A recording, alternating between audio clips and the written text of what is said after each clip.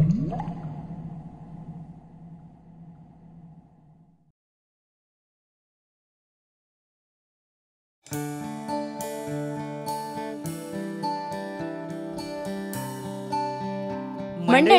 चतुरराव आणि चतुराचा तुम्हाला नमस्कार.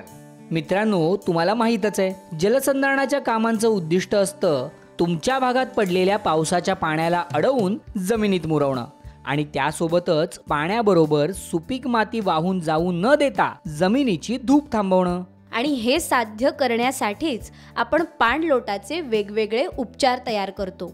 आता आपण पाहतच असाल की जेव्हा पाऊस पडतो तेव्हा आपल्या शेतात पडलेलं पावसाचं पाणी उताराच्या दिशेने वाहून जातं आणि हे पाणी नुसतं एकटं वाहून जात नाही तर स्वतःबरोबर शेतातली सुपीक मातीही वाहून घेऊन जातं. त्याचप्रमाणे मित्रांनो, कधी कधी असंही होतं की खूपच पाऊस पडतो, अतिवृष्टी होते आणि अशा परिस्थितीत जर शेतातील मातीची जलधारण क्षमता कमी असेल तर शेतात पाणी साचून दलदलीची परिस्थिती निर्माण होऊन शेताचं नुकसान होतं. मित्रांनो, शेतातील माती पाण्याबरोबर वाहून जाणं असो किंवा शेतात दलदलीची परिस्थिती निर्माण होणं असो, या दोन्ही गोष्टी शेताला नुकसानकारकच आहेत आणि म्हणूनच हे टाळण्यासाठी काहीतरी उपाय करणं नक्कीच गरजेचं आहे. आणि मित्रांनो, यावर सर्वोत्तम उपाय म्हणजे ग्रेडेड कंटूर बांध, म्हणजेच ढाळीचा बांध. ढाळीच्या बांधामुळे शेतातलं अतिरिक्त पाणी शेताला कुठलंही नुकसान न करता, शेतातील माती वाहून घेऊन न जाता हळुवारपणे शेताबाहेर पडतं आणि म्हणूनच या उपचारामुळे शेतातली माती शेतातच अडवणं तसंच शेतात दलदल निर्माण होण्याचा धोका टाळणं ही दोन्ही उद्दिष्ट साध्य होतात. आहे की नाही? फायदाच फायदा. तर असे हे ढाळीचे बांध जलयंत्र या अगदी सोप्या उपकरणाच्या सहाय्याने कसे बांधायचे हे आपण आज बघणार आहोत. मित्रांनो, हे ढाळीचे बांध पूर्ण बांधून झाल्यावर असे दिसतात. याला आपण ढाळीचे बांध असं का म्हणतो? कारण हा बांध आपण कंटूर रेषेला थोडासा उतार म्हणजेच ढाळ देऊन जी ढाळीची रेषा मिळते त्या रेषेवर बांधतो, म्हणून त्याला आपण ढाळीचा बांध असं म्हणतो. लक्षात आलं? मित्रांनो, हे ढाळीचे बांध बांधताना आपल्याला आपल्या भागातलं पर्जन्यमान तसेच मातीचा प्रकार लक्षात घेणं गरजेचं आहे. काही कृषी तज्ज्ञांच्या मतानुसार जर तुमच्या भूभागाचं सरासरी वार्षिक पर्जन्यमान 500 मिलीमीटरपेक्षा जास्त असेल तर तुम्ही ढाळीचे बांध बांधावे. तर काही तज्ज्ञांच्या मतानुसार जर सरासरी वार्षिक पर्जन्यमान 700 मिलीमीटरपेक्षा जास्त असेल तर तुम्ही ढाळीचे बांध बांधावेत.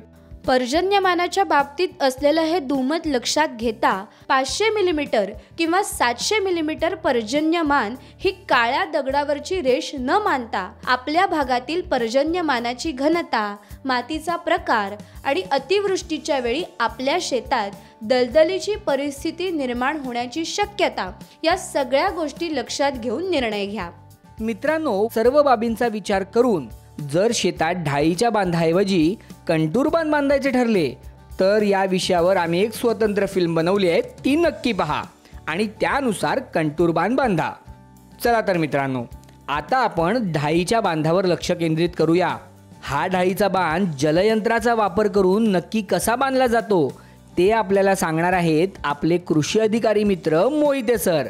नमस्कार सर. नमस्कार चतुरराव, चतुराताई आणि शेतकरी बांधवांनो. मित्रांनो, आज आपण विदर्भातील अमरावती जिल्ह्यातील वरुड तालुक्यातील रवाळा या गावी आहोत.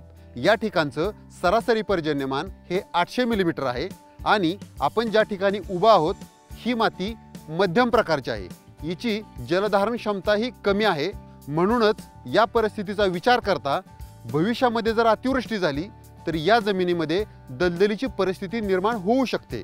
हा संभाव्य धोका टाळण्यासाठी आपण या जमिनीमध्ये आज ढाळीचा बांध बांधणार आहोत.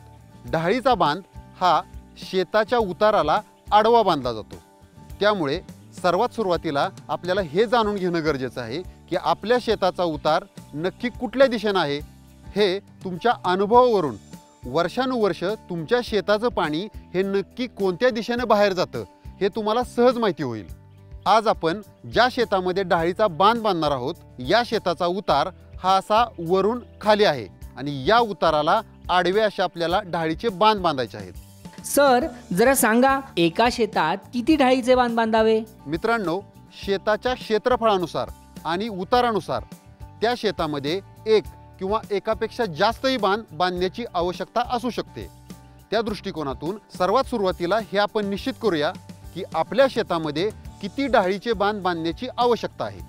हे ठरवण्यासाठी शेताचा उतार माहीत असणे गरजेचे असते।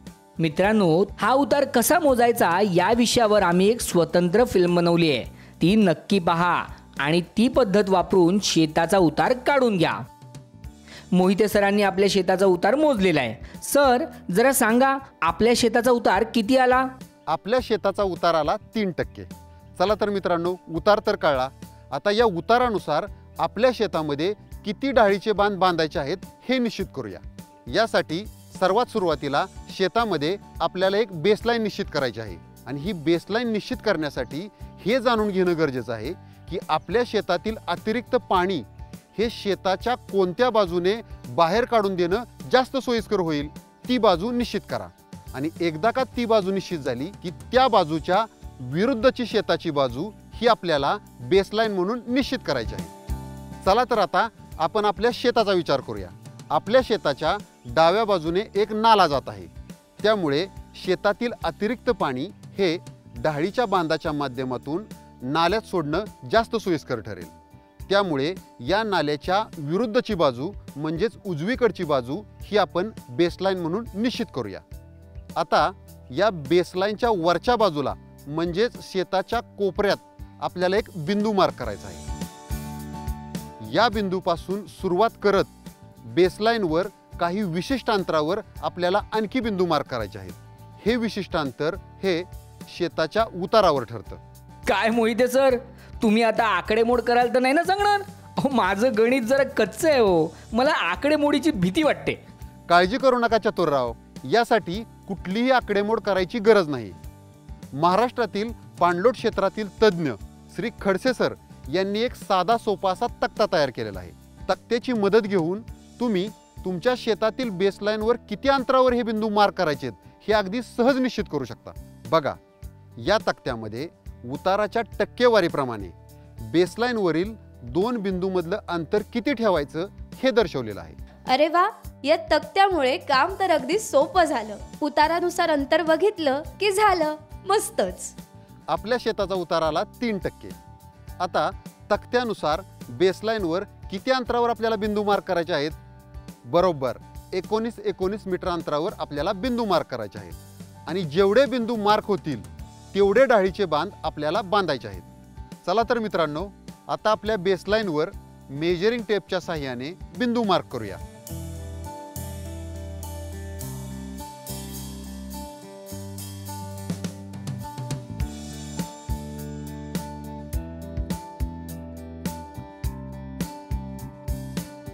या ठिकाणी आपल्या बेसलाईनवर आपल्याला 19 मीटर अंतरावरचा फक्त एकच बिंदू मिळालेला आहे। याचा अर्थ आपल्या शेतामध्ये एकच ढाळीचा बांध बांधणे आवश्यक आहे। परंतु मित्रांनो, असं होऊ शकतं की तुमच्या शेतामध्ये एकापेक्षा जास्त बिंदू मिळाले। अशा वेळी या प्रत्येक बिंदूतून जाणारा ढाळीचा बांध आपल्याला बनवावा लागेल। झालं, किती बांध बांधायचे ते कळले। आता पुढे काय? आता आपल्याला मिळालेल्या एका बिंदूपासून सुरुवात करत एक ढाळीची रेषा आखायची आहे। पण या ढाळीच्या रेषेला म्हणजेच ग्रेडेड कंटूर रेषेला नक्की किती ढाळ हवी? सांगतो। हे ठरवताना आपल्या भागातील पर्जन्यमानाची घनता, जमिनीचा प्रकार, जमिनीचा उतार आणि स्थानिक परिस्थितीचा आपल्याला विचार करावा लागेल। मित्रांनो, ढाळीची रेषा आखताना कमीत कमी 0.2% एवढा ढाळ तर दिलाच पाहिजे। परंतु तुमच्या भागातील पर्जन्यमान हे जर जास्त असेल तर मात्र तुम्ही 0.2 ते 0.4% पर्यंत ढाळ देऊ शकता। परंतु एक गोष्ट लक्षात ठेवा, कोणत्याही परिस्थितीत 0.4% पेक्षा जास्त ढाळ देऊ नका, अन्यथा पाण्याबरोबर शेतातील सुपीक माती वाहून जाईल, त्यामुळे फायद्यापेक्षा तोटा मोठ्या प्रमाणावर होईल। आपल्या उदाहरणातील शेताचा आणि पर्जन्यमानाचा विचार करता आपण या ढाळीच्या रेषेला 0.2% इतका ढाळ देणार आहोत। चला तर आता जलयंत्राच्या साहाय्याने ही डाळीची रेषा कशी आखायची ते पाहूया. प्रथम जलयंत्रामध्ये पाणी भरून ते वापरण्यासाठी तयार करा. हे नक्की कसं करायचं या संदर्भात काही शंका असल्यास आमची घरच्या घरी जलयंत्र कसं बनवतात ही फिल्म पहा. तर मित्रांनो, जलयंत्र वापरण्यास तयार झालं. आता बेस लाईनवर मार्क केलेल्या बिंदूवर जलयंत्राच्या दोन्ही पट्ट्या सरळ उभ्या ठेवा. या दोन्ही पट्ट्या अगदी एका पातळीत ठेवा. एक खाली आणि दुसरी वर असं ठेवून चालणार नाही. आता जलयंत्राच्या बरणीतील आणि पाईपातील पाण्याची पातळी ही जलयंत्राच्या 0 बिंदूवर स्थिर आहे ना याची खात्री करून घ्या. आता आपल्या उदाहरणात उजवीकडून डावीकडे 0.2% एवढ्या उताराची ढाळीची रेषा आखायची आहे. त्यासाठी जलयंत्राच्या पाईपाची पट्टी उजवीकडून डावीकडे 10 मीटर एवढ्या अंतरापर्यंत सरकवत न्या. मित्रांनो, नीट लक्ष द्या. जलयंत्राची दुसरी पट्टी ही पहिल्या पट्टीपासून बरोबर 10 मीटर अंतरावर ठेवायची आहे. मित्रांनो, आमच्या घरच्या घरी जलयंत्र कसं बनवावं या फिल्ममध्ये आम्ही तुम्हाला सांगितलं होतं की जलयंत्राच्या दोन्ही पट्ट्यांमधील पाईपाची मोकळी लांबी ही बरोबर 10 मीटर एवढी असावी. ते महत्त्वाचं का आहे हे तुमच्या आता लक्षात आलं असेल. मोहिते सर वापरत असलेल्या जलयंत्राच्या दोन्ही पट्ट्यांमधील मोकळ्या नळीची ही लांबी बरोबर 10 मीटर एवढी आहे. म्हणूनच आपण हा पाईप पूर्णपणे पसरवून घेतला आहे, जेणेकरून आपल्याला 2 बिंदूंमध्ये 10 मीटर एवढं अंतर मिळेल. चला मित्रांनो, आता पट्टीवरील पाण्याच्या पातळीचं निरीक्षण करूया. यामध्ये आपल्याला दिसत आहे की ही पाण्याची पातळी ही 0 बिंदूपासून हललेली आहे, म्हणजेच वरच्या दिशेने गेलेली आहे. आता आपल्याला ही पाईपची पट्टी ही थोडी वर खाली सरकवून पाण्याची पातळी ही 0 बिंदूच्या वर असलेल्या 2 सेंटीमीटरच्या खुणेवर तंतोतंत जुळवायची आहे. 2 सेंटीमीटरच का? कारण आपल्याला 0.2% ढाळीची रेषा मिळवायची आहे. जर आपल्याला 0.3% उताराची ढाळीची रेषा काढायची असेल, अशा वेळी आपल्याला ही पाण्याची पातळी ही 3 सेंटीमीटर या खुणेशी तंतोतंत जुळवावी लागेल. आणि जर 0.4% उताराची ढाळीची रेषा काढायची असेल तर अशा वेळी आपल्याला ही पाण्याची पातळी ही 4 सेंटीमीटरच्या खुणेशी तंतोतंत जुळवावी लागेल. आलं लक्षात? आलं सर, नीट लक्षात आलं. चला तर मित्रांनो, आता ही जलयंत्राची पट्टी थोडी वर खाली सरकवून अशा ठिकाणी स्थिर करूया ज्या ठिकाणी पाण्याची पातळी ही 2 सेंटीमीटर या खुणेवर तंतोतंत जुळेल. आता पाण्याची पातळी ही बरोबर 2 सेंटीमीटरच्या खुणेशी तंतोतंत जुळलेली आहे. हा बिंदू आपण फक्कीच्या साहाय्याने मार्क करूया. आता या बिंदूवर जलयंत्राच्या बरणीची पट्टी आणून स्थिर ठेवा आणि जलयंत्राची दुसरी पट्टी या बिंदूपासून ज्या दिशेने ढाळीची रेषा आखायची आहे त्या दिशेने मगाशी सांगितल्याप्रमाणेच बरोबर 10 मीटर अंतरापर्यंत सरकवत न्या. आता पुन्हा पाईपातील पाण्याची पातळी तपासा आणि जलयंत्राची पाईप लावलेली पट्टी ही वर खाली सरकवून एक असा बिंदू मिळवा जिथे पाईपातील पाण्याची पातळी ही 0 बिंदूपासून 2 सेंटीमीटर एवढ्या उंचीवर येईल. हा बिंदू मिळाला की तो फक्कीने मार्क करा. आता याच प्रक्रियेची पुनरावृत्ती करत पुढील प्रत्येक 10 मीटरवर आपल्याला असेच बिंदू मार्क करायचे आहेत जिथे पाईपातील पाण्याची पातळी ही जलयंत्राच्या 0 बिंदूपेक्षा 2 सेंटीमीटर उंचीवर असेल. आता मित्रांनो, आपल्या शेताच्या आकारमानानुसार आपल्याला पुढील बिंदू घेण्यासाठी 10 मीटर एवढं अंतर शिल्लक नाहीये. आता काय करायचं सांगतो, नीट लक्ष द्या. अशा परिस्थितीत जर उरलेलं अंतर हे 10 मीटरपेक्षा कमी पण 5 मीटरपेक्षा जास्त असेल तर आहे त्याच पद्धतीचा वापर करून जलयंत्राच्या पाईपाची पट्टी ही जेवढं अंतर शिल्लक आहे तेवढी सरकवत न्या आणि ती अशा बिंदूवर स्थिर करा जिथे पाण्याची पातळी ही 2 सेंटीमीटरच्या खुणेशी जुळेल. आणि जर 5 मीटर किंवा त्यापेक्षा कमी अंतर शिल्लक असेल तर जलयंत्राच्या पाईपाची पट्टी ही जेवढं अंतर शिल्लक आहे तेवढी सरकवत न्या आणि ती अशा बिंदूवर स्थिर करा जिथे पाण्याची पातळी ही 1 सेंटीमीटरच्या खुणेशी जुळेल. 1 सेंटीमीटर का? अहो सोपं आहे. अंतर 10 मीटर होतं तेव्हा 2 सेंटीमीटर. आता अंतर जवळपास 5 मीटरच्या आसपास आहे. म्हणून 1 सेंटीमीटर. लक्षात आलं? आता आपल्या शेतात 5 मीटर एवढं अंतर शिल्लक आहे, म्हणून आपण जिथे जलयंत्राची पातळी 1 सेंटीमीटरच्या खुणेशी जुळते असा बिंदू शोधला आणि तो मार्क केला. लक्षात आलं? तर मित्रांनो, आता आपल्याला ढाईच्या रेषेवरचे एकूण 3 बिंदू मिळाले. परंतु तुमच्या शेतात यापेक्षा कमी किंवा जास्तही बिंदू मिळू शकतात. तर जेवढे बिंदू मिळतील ते सर्व बिंदू मार्क करून घ्या. चला तर मित्रांनो, आता आपले सर्व बिंदू मार्क करून झालेले आहेत. हे मार्क केलेले सर्व बिंदू आता आपण दाखवल्याप्रमाणे फक्कीच्या साहाय्याने जोडून घेऊया.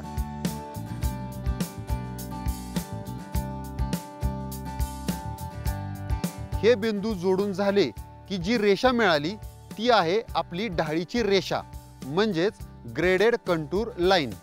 तर मित्रांनो, जलयंत्राच्या सहाय्याने ढाळीची रेषा आखणं आहे की नाही अगदी सोपं आणि जलद सुद्धा. अगदीच. आता आपल्याला या ढाळीच्या रेषेवर ढाळीचा बांध बांधायचा आहे. हा बांध बनवायच्या 3 पद्धती आहेत, त्या आपण जाणून घेऊ. यापैकी जी पद्धत तुम्हाला सोयीस्कर वाटेल ती वापरून तुम्ही हा बांध बांधू शकता. चला तर मग मोहिते सरांकडून यातली पहिली पद्धत समजून घेऊया. पद्धत 1, चर खणून ढाळीचे बांध तयार करणे. या पद्धतीमध्ये ढाळीच्या रेषेच्या वरील बाजूस 0.15 मीटर एवढं अंतर म्हणजेच बर्म सोडून आपल्याला एक चर खोदायचा आहे. या चरातून निघालेली माती ही ढाळीच्या रेषेच्या खालच्या बाजूला टाकून आपल्याला एक बांध बनवायचा आहे. मित्रांनो, या चराचं आकारमान हे पुढील प्रमाण असेल. याची रुंदी ही 2 मीटर, याची खोली 0.25 मीटर. हे आकारमान म्हणजे काय काळ्या दगडावरची रेष नाहीये. तुमच्या स्थानिक परिस्थितीनुसार तुम्ही यामध्ये बदल करू शकता. सर्वात पहिल्यांदा ही गोष्ट लक्षात घ्या की हा चर आपण कशासाठी खोदतोय, तर या चरातून निघालेल्या मातीने आपल्याला आवश्यक असलेला ढाळीचा बांध बांधता येईल. त्यामुळे तुम्हाला ढाळीचा बांध बांधण्यासाठी जेवढी माती आवश्यक आहे त्यानुसार या चराचं आकारमान तुम्ही ठरवू शकता. उदाहरणार्थ, तुम्हाला जर या चराची रुंदी 2 मीटर ठेवणं हे जास्त कष्टाचं वाटत असेल तर काही हरकत नाही. ही रुंदी तुम्ही अर्धी म्हणजेच 1 मीटर करू शकता. फक्त यावेळी तुम्हाला या चराची खोली ही जी आधी 0.25 मीटर होती ती डबल म्हणजेच 0.5 मीटर एवढी करावी लागेल, जेणेकरून बांध बनवण्यासाठी आवश्यक असलेली माती आपल्याला चरातून उपलब्ध होईल. सर, बांधाचा आकारमान? त्याचा आकारमान हे पुढील प्रमाण असेल. या बांधाची त्याच्या तळाशी रुंदी ही 1.5 मीटर असावी. माथ्यावरची रुंदी ही 0.3 मीटर असावी. याची उंची ही 0.6 मीटर असावी. सर, शेतात तर हा खड्डाच झाला. या खड्ड्याचं काय? मित्रांनो, काळजी करू नका. ज्यावेळी पाऊस पडेल त्यावेळी या पावसाबरोबर तुमच्या शेतातील गाळ आणि माती ही जी शेताबाहेर वाहून गेली असती ती गाळ आणि माती या चरामध्ये अडवली जाईल आणि भविष्यात पडणाऱ्या आणखीच्या पावसामुळे हे चर पूर्णपणे भरतील. वा, पहिली पद्धत मोहिते सरांनी अगदी छानच समजावून सांगितली. आता बघूया दुसरी पद्धत. पद्धत 2, ट्रॅक्टर चलित बेड मेकरच्या साहाय्याने सरी पाडून ढाळीचा बांध तयार करणे. आता आपण एका नवीन शेतात आहोत. या शेताला असा वरून खाली आलेला उतार आहे आणि या शेतात आपण डावीकडून उजवीकडे या दिशेने ढाळ दिलेली एक ढाळीची रेषा आखलेली आहे. आता या रेषेवर आपण ढाळीचा बांध बनवणार आहोत. या पद्धतीमध्ये सर्वात सुरुवातीला ट्रॅक्टर चलित बेड मेकरचं अशा पद्धतीने सेटिंग करून घ्या की आपल्याला आवश्यक असलेला विहित आकारमानाचा ढाळीचा बांध तयार होईल. सेटिंग करून झाल्यानंतर ट्रॅक्टर चलित बेड मेकर हा ढाळीच्या रेषेवरून चालवा. एकदा का तो ढाळीच्या रेषेवरून चालला की ढाळीच्या रेषेच्या दोन्ही बाजूला आपोआप सऱ्या तयार होतात आणि या सरीतील माती ही मध्ये फेकली जाते आणि एक बांध तयार होतो. एकदा का बांध तयार झाला की मनुष्यबळाच्या साहाय्याने बांधाच्या दोन्ही बाजूला पडलेली अतिरिक्त मोकळी माती ही खोऱ्याच्या साहाय्याने ओढून बांधाचा माथा आणि आकार व्यवस्थित करून घ्या. चला, 2 पद्धती झाल्या. सर, आता तिसरी पद्धत. पद्धत 3, शेतातील माती खरवडून ढाळीचा बांध तयार करणे. या पद्धतीमध्ये ढाळीच्या रेषेच्या वरच्या बाजूची 7 ते 8 फूट अंतरातील 4 इंच खोलीची माती ही केनी किंवा फरांडीच्या साहाय्याने खरवडून आणून ढाळीच्या रेषेवर टाका. त्यानंतर ढाळीच्या रेषेच्या खालच्या बाजूला 7 ते 8 फूट अंतरातील 4 इंच खोलीची माती केनी किंवा फरांडीच्या साहाय्याने खरवडून आणून त्याच मातीवर टाकून घ्या. एकदा का बांध तयार झाला की मनुष्यबळाच्या साहाय्याने बांधाच्या दोन्ही बाजूला पडलेली अतिरिक्त मोकळी माती खोऱ्याच्या साहाय्याने ओढून बांधाची उंची वाढवून घ्या. तसेच बांधाचा माथा व आकार व्यवस्थित करून घ्या. तर मित्रांनो, ग्रेडेड कंटूर बांध किंवा ढाळीचा बांध कसा बांधायचा हे मोहिते सरांनी आपल्याला अगदी छान आणि सविस्तर समजावून सांगितलंय. बांध बांधून तर झालेत, पण आता या बांधामुळे अडवल्या जाणाऱ्या पाण्याचं काय? मित्रांनो, ढाळीचा बांध बांधल्यानंतर आपल्याला या ढाळीच्या बांधातून येणारं अतिरिक्त पावसाचं पाणी अगदी सोयीस्कररित्या बाहेर काढण्यासाठी ढाळीचा बांध ज्या ठिकाणी संपतोय तिथून सुरुवात करत दाखवल्याप्रमाणे शेताच्या कडेने शेताच्या कोपऱ्यापर्यंत एक चर खोदायचा आहे. या चराच्या माध्यमातून या पाण्याची तुम्ही विल्हेवाट लावू शकता. त्यासाठी तुम्हाला खूप पर्याय आहेत. पहिला पर्याय, तुमच्या शेजारी असलेल्या नाल्यामध्ये ते तुम्ही सोडून देऊ शकता. दुसरा पर्याय, या पाण्याचा तुम्ही विहीर पुनर्भरणासाठी वापर करू शकता. आणि तिसरा म्हणजे तुम्ही जर एखादं शेततळ खोदलं असेल तर या शेततळ्यातही हे पाणी तुम्ही सोडू शकता. मित्रांनो, मला माहिती आहे तुमच्या मनात इथे एक प्रश्न निर्माण होतोय. जर शेतात हे बांध बांधले तर बांधासाठी माझी शेतजमीन वाया नाही जाणार? नाही जाणार. अहो, तुम्ही या बांधावर तूर, चवळी अशी पिकं घेऊ शकता की. आणि थोडीशी जमीन बांधासाठी गेलीच तरी या बांधामुळे तुमच्या शेतातली सुपीक माती तुमच्याच शेतात अडून तुमच्या शेताला भरघोस फायदा होणार आहे. तेव्हा जरा दूरदृष्टीने विचार केलात तर तुम्हाला लक्षात येईल की हा तुमच्या फायद्याचा सौदा आहे भाऊ. इथे सांगण्यासारखी एक खास गोष्ट म्हणजे ज्यांच्या शेतात ढाळीचे बांध बांधलेले आहेत असे भरघोस उत्पन्न मिळवणारे आपले अनेक प्रगतिशील शेतकरी बांधव हे शेतीच्या मशागतीसोबतच पेरणीसुद्धा ढाळीच्या बांधाला समांतर अशीच करतात. त्यामुळे होतं काय की शेतातील मातीची धूप थांबते आणि पिकांना समप्रमाणात पाणी मिळून ती जोमदार वाढतात आणि शेताच्या उत्पन्नात भरघोस वाढ होते. म्हणूनच हा ढाळीचा बांध मशागतीसाठी आणि पेरणीसाठी सुद्धा दिशादर्शक ठरतो. ढाळीच्या बांधाबद्दल काही महत्त्वाचे मुद्दे जाणून घेऊया. 1. चर खणून ढाळीचा बांध बनवायच्या पद्धतीत जर कुठल्याही यंत्राचा वापर न करता केवळ मनुष्यबळाच्या सहाय्याने हे ढाळीचे बांध बांधले तर मनरेगा योजनेअंतर्गत या कामाच्या मजुरीचे पैसे मिळू शकतात. 2. ढाळीचा बांध बनवण्याचा सर्वोत्तम कालावधी म्हणजे खरीप हंगामापूर्वीचा काळ. 3. एका पट्ट्यात शेती असणाऱ्या सर्व शेतकऱ्यांनी आपापल्या शेतात आजूबाजूच्या सर्व शेतकऱ्यांच्या सहमतीने सर्वांशी चर्चा करून साधारणतः एकाच कालावधीत जर ढाळीचे बांध बांधले तर पावसाच्या अतिरिक्त पाण्याची सर्वांना मिळून एकत्रितपणे योग्य आणि सुरक्षित विल्हेवाट लावता येते. त्याचप्रमाणे त्या परिसरात उत्तम मृदसंधारण होतं. तसंच कुठल्याही एका शेतात पाणी साचून राहण्याचा धोका टळल्याने आपापसात तंटे उद्भवत नाहीत आणि महत्त्वाचं म्हणजे सर्व शेतकऱ्यांना त्याचा उत्तम असा फायदा होतो. 4. पहिल्या पावसाळ्यानंतर आपण बांधलेला ढाळीचा बांध दबला जाऊन त्या बांधाच्या उंचीत घट होते. त्यामुळे दुसऱ्या वर्षीच्या पावसाळ्यापूर्वी बांधावर माती टाकून बांधाची उंची पूर्ववत करून घ्या. 5. जर तुम्हाला तुमच्या शेतात 0.6 मीटर उंचीचा ढाळीचा बांध बांधणं गैरसोयीचं वाटत असेल तर तुम्ही हा बांध 0.5 ते 0.6 मीटरच्या मधल्या उंचीचा बांधू शकता. पण लक्षात ठेवा, कुठल्याही परिस्थितीत ढाळीच्या बांधाची उंची ही 0.5 मीटरपेक्षा कमी होऊ देऊ नका. 6. ढाळीचा बांध बांधण्यासाठी कुठलीही पद्धत वापरली तरी बांधाचे आकारमान सांगितल्याप्रमाणेच ठेवा. मित्रांनो, ढाळीचा बांध बांधत असताना अजून एक महत्त्वाची गोष्ट लक्षात ठेवा. काय आहे की जेव्हा आपण बांध बनवण्यासाठी ठराविक अंतरावरचे बेसलाईनवरचे बिंदू मिळवतो तेव्हा असं होऊ शकतं की सर्वात शेवटचा बिंदू हा शेताच्या सीमारेषेच्या अगदी जवळ येईल. तर अशा परिस्थितीत जर या बिंदूनुसार आपण शेतात ढाईचा बांध बांधला तर शेतातला शेवटचा तुकडा फारच लहान उरेल. पण काळजी करू नका, ही गैरसोय टाळण्यासाठी तुम्ही हा शेवटचा बांध नाही बांधला तरी हरकत नाही. परंतु अशा परिस्थितीत बेसलाईनवरच्या या बिंदूच्या आधीचा बिंदू हा जरा शेताच्या सीमारेषेकडे सरकवून तिथे ढाईचा बांध बांधा. लक्षात आलं? तर शेतकरी बांधवांनो, आता कुठलेही पूर्वग्रह न बाळगता मनातले सगळे गैरसमज काढून टाका आणि आपल्या शेतात आजच ग्रेडेड कंटूर बांध म्हणजेच ढाळीचे बांध बांधा, म्हणजे बांधाच.